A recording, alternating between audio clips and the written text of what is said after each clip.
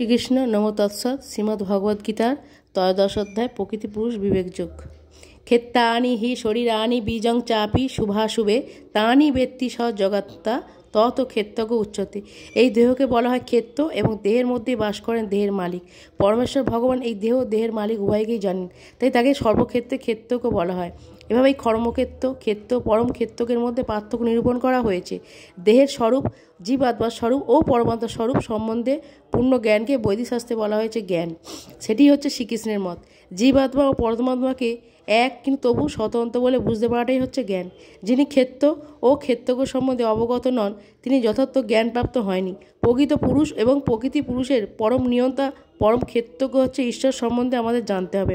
এই তিনের বিশেষত্ব সম্বন্ধে বিষয় বিভ্রান্ত হওয়া উচিত নয়। চিত্তকর ও চিত্ত অঙ্কনের ফলক সম্বন্ধে বিভ্রান্ত হওয়া উচিত নয়। এই জড়জগৎ যা হচ্ছে কর্মক্ষেত্র। জয় শ্রীকৃষ্ণ।